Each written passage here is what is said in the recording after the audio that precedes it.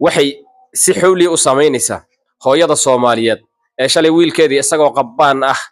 hubka dhigay calankii uu waa difaacayaa laha hoos u dhigay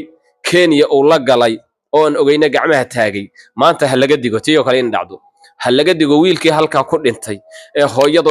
hooyadii ku gablantay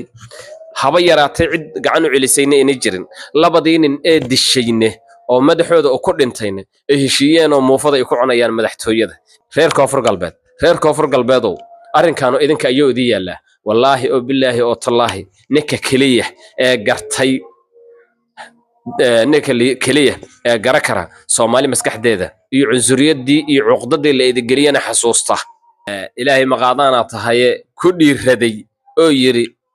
ilaahayow isagoo waliba mandate haysta ee madaxweyne ah mansab hogan inuu meel istaagan yiri ilaahayow hawiye iyo daarood iimaanka gali hadii aadan galinayna annagana inaga saar waxaan raxan weynahay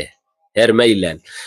waxa la ninka ku daba fayla wallahi oo billahi oo talaa ninkaas haduu idin seego oo leedaga hoos qaado uqsaman billahi wa rasuuluhu inaan la arkin dameerkiina ku dhax kaadsa magaalada assalamu alaykum wa rahmatullahi wa barakatuh ciidakum mubaarak kull aam wa antum bil khair dhamaan Soomaaliyeed meel walba aad joogtaan ciid العافية عيد فرحتكو عيدة ملول بقى جوكتان عيدان بش يا برارو يا نبتقلي إن شاء الله انت واحد دير واحد جرا دباتوين يا علاده كسو كردي كفر قلبات واي وضان صاحبك حسن بودي يا حلفديس إلهي سبحانه وتعالى هرتو waxaan leenahay Allah ka qaboojiyo dadkaas maaratay masaakiinta ah dhibaatada Allah ka qaboojiyo إلهي ka qabto cid dib ku wada oday xasan waxaan leeyahay warqadii in soo basafriyay ku saxiixnayd meeshii ku dambeysay waan ogeyn tanuna wallahi ka soo kaymayso si kale waxa lagu raadiyo Soomaalidan waxa leeyahay maskaxdu ha shaqeyso oo arrinkaas ha laga digo ha laga dhidhiyo ha laga hadlo dhammaan cid walba